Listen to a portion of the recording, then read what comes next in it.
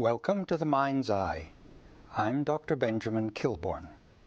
This program is essentially about the role of psychology in our lives.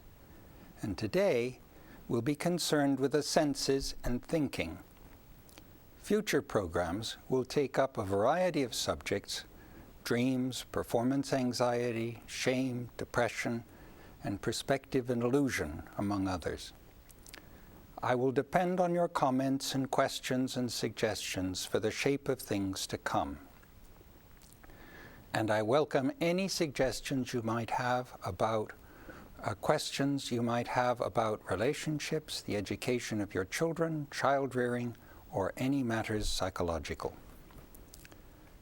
Now, the word psychology comes from the Greek word psyche, meaning breath, and by extension, soul.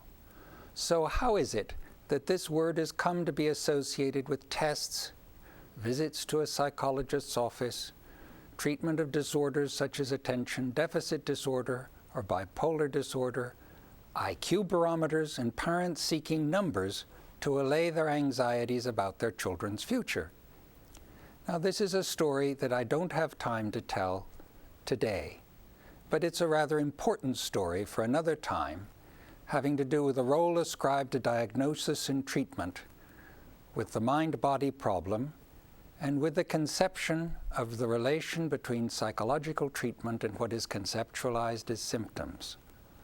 All this, by the way, is codified in questionable ways in a diagnostic manual known as the DSM-4, now in current use by insurance companies as well as therapists. What's essential for our program is that the meaning of psyche, meaning breath, be restored to the conception of psychology, and that it convey both a lust for life and an interest in what makes us feel alive. We want to be able to breathe more freely and live more fully. When all is said and done, that's the aim of psychology and of therapy, which suggests that we will be dealing with a larger horizon than many psychologists consider. Front and center of our exploration will be the imagination, how we imagine the ways in which we think and feel. The mind's eye does not only see, it also feels, hears, listens, smells, tastes, and touches.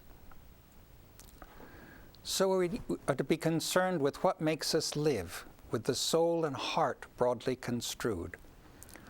Our focus will be rather distinct from that of medical doctors and psychiatrists as well, for whom it is often the body, and by extension, the brain, that defines thinking. It will be distinct also from the definitions of mental illness currently in use by insurance companies. Our focus will be on how to think about thinking as freely as we possibly can, for it's by freeing up the ways in which we feel and think about thinking that we can kindle our lust for life. For some, this means exercising the process of thinking as physical exercise invigorates the body. Certainly the analogy is seductive, but it's only useful up to a point. Keeping our minds active and curious is a much more complicated task than going to the gym or having a personal trainer, more complicated than jogging daily or using a treadmill with regularity. This is because our thoughts and feelings and judgments about thinking are not engaged when we go to the gym or when we work out.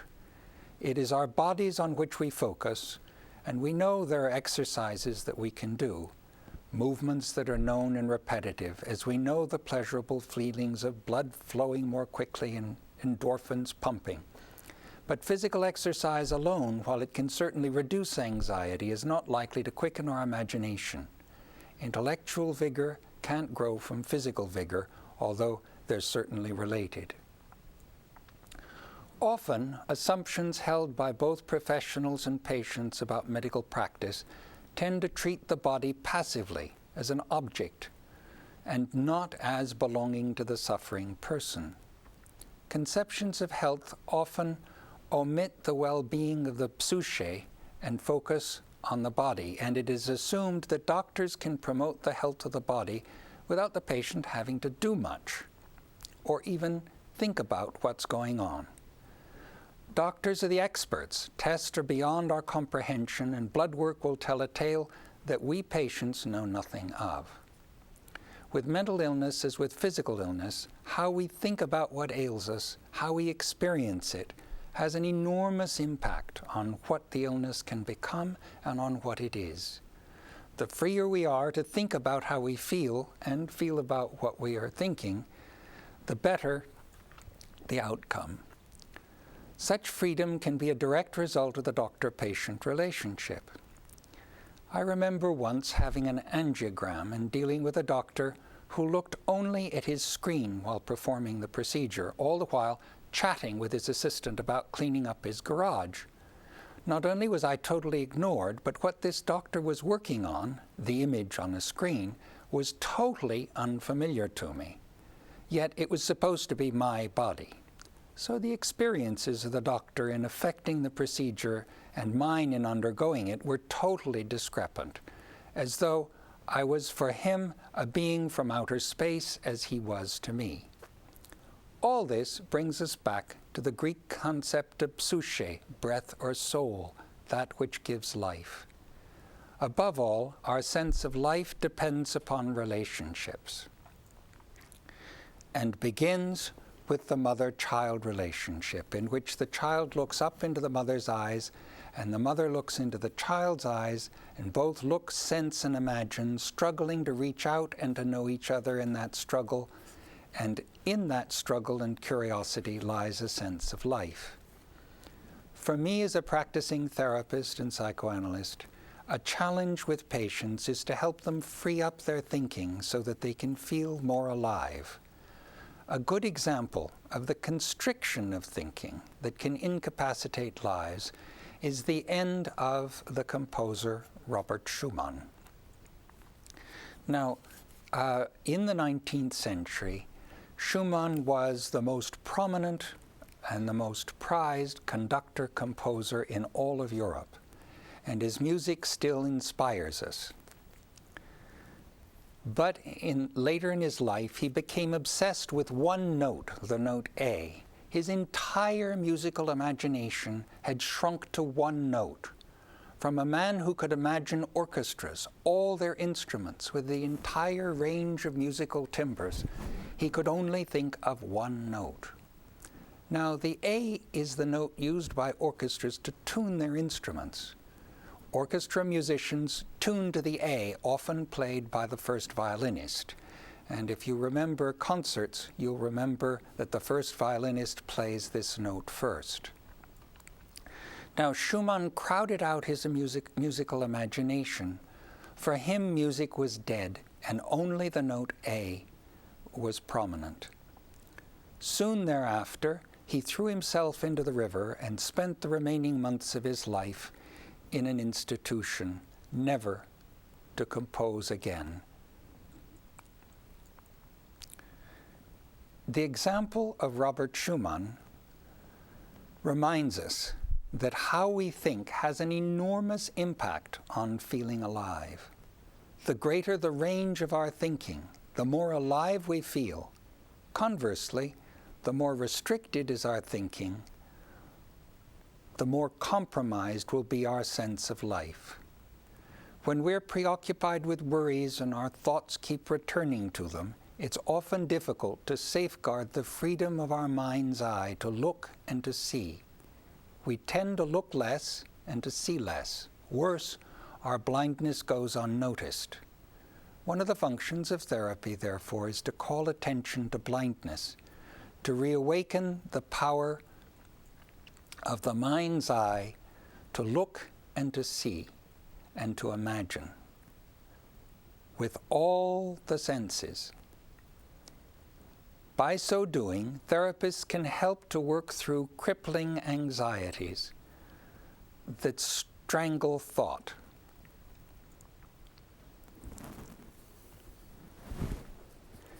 Now, I'm going to talk a bit about the senses. We live in a society in which visual images predominate, as the sense of sight has become privileged and associated with learning and knowledge. Many of our ideas about intelligence rely upon metaphors drawn from seeing. There is an implicit, if seldom discussed, hierarchy of the senses, in which sight is the highest. Then comes hearing, followed by taste, and then at the bottom is smell. Such hierarchies are necessarily distortions in our perceptual worlds, since we are meant to sense with all our senses together simultaneously. We use the ones to imagine the others, so our notion of the mind's eye is far broader than sight alone. It includes all the senses we have to imagine with, and the full range of our imaginations to sense with. What are our senses? Although we might at first think that they are the organs through which we perceive the world, and we would not be wrong, there's more here. They are also the organs through which we come to know ourselves. What psychologists refer to as body image is a direct consequence of sensory organization. So a basic point for us all is psychological. We come to know the world through ourselves. The better we can know ourselves, the more open we are to knowing the world and to creating and sustaining those bonds amongst us that can see us through difficult times. Curiosity can bring us alive. Now, philosophers like the 18th century sensualists John Locke and David Hume thought the senses determined knowledge. We can only know what we sense first, went their argument. However, an ocean is far more than water, salt, and a few minerals, just as the sky is far more than atmosphere. We imagine the seas and we imagine the skies. Children looking up into the heavens will see Orion, the Big Dipper, the Crab, and the Milky Way.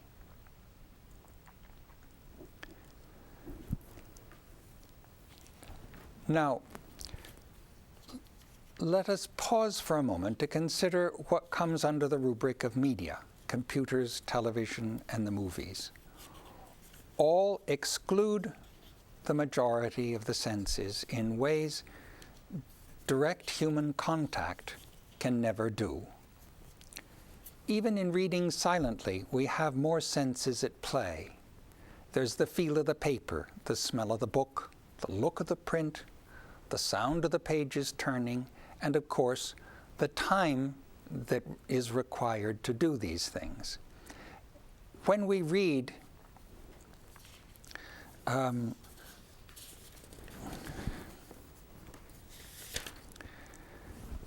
now, how does the mind's eye sense? This is a rather important question. It does so by sensing the senses, by using one sense to imagine the other, like transposition in music. If we imagine a mind's eye that sees, hears, tastes, touches, and smells all at once, and even more important, that imagines doing all of these things while doing them, and uses the imagined experience faithfully to integrate sensory experience, we would have a starting point for our program. I hope each program in this series will help us be more curious about the mind's eye, and thereby increase our pleasure in exploring what it is and why it is important to us. Now, I am going to show you a series of tapestries, the unicorn tapestries, from the Musée de Cluny in Paris. This is a most extraordinary museum, and I highly recommend, if you've not seen it, that if you happen to have the good fortune of going to Paris, you make a detour there. And in the Musée de Cluny, there is a series of tapestries from the 15th century representing the senses.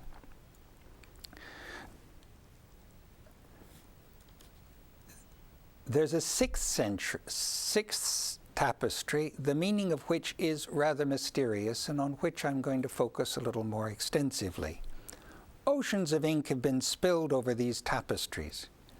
Here we'll be concerned not so much with the iconography or art historical virtue of these tapestries as with the ways in which they represent the senses. Now the first one is touch.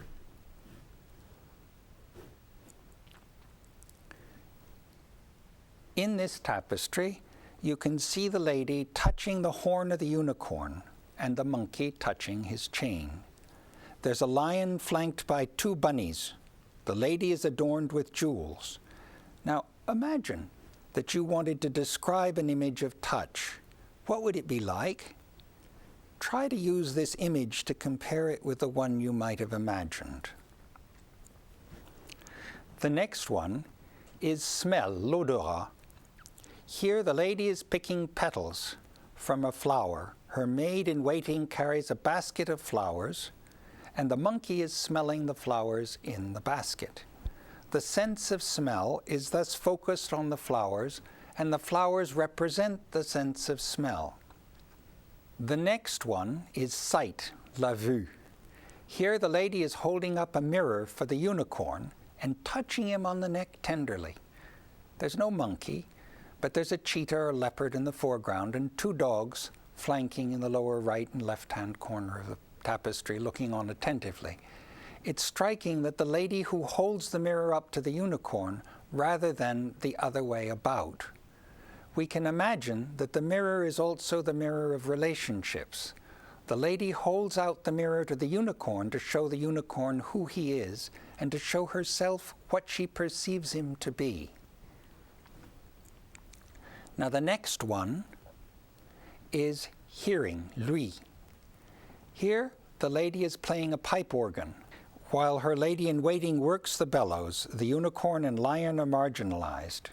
And then we have taste, which is the one you're looking at now.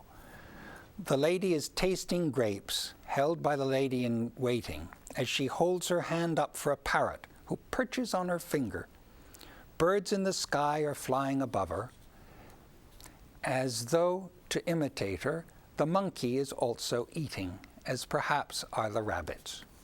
Grapes here symbolize taste as the pipe organ did hearing and the mirror sight.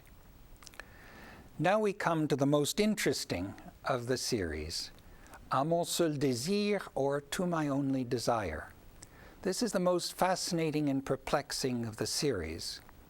Let's begin with its title, À mon seul désir, meaning to my only desire or wish.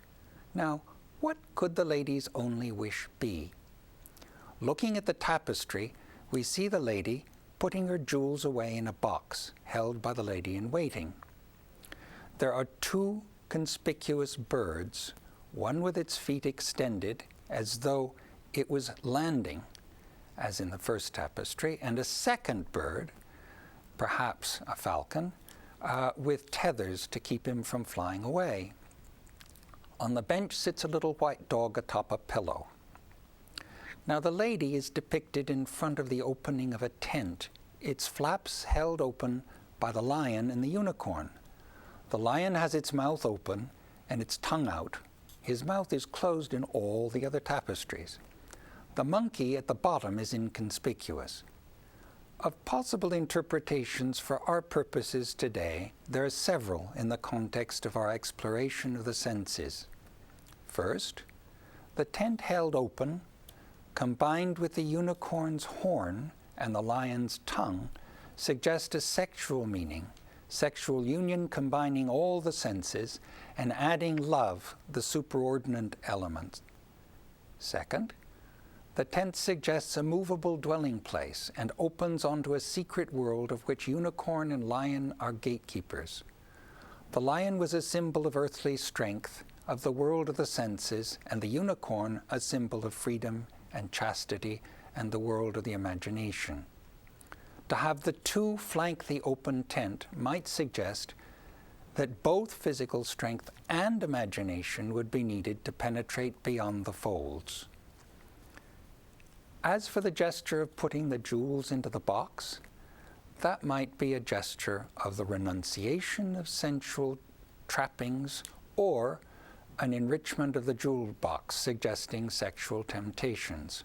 But such contradictory interpretations would seem incompatible, one pointing towards the renunciation of the sensual world and the other towards the bower of love.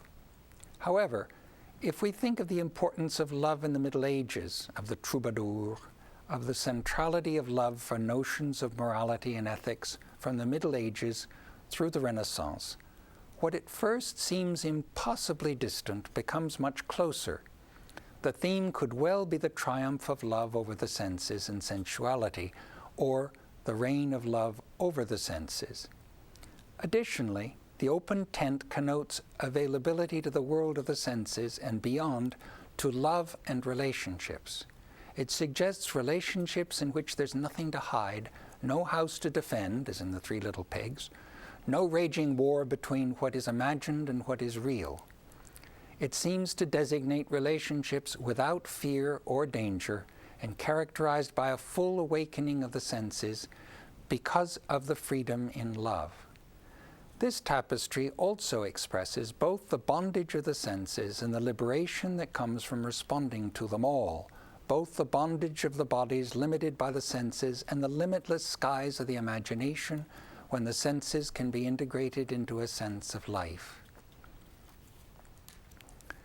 Now, this program has been all about the senses and their relationship to the psyche and the soma, or body.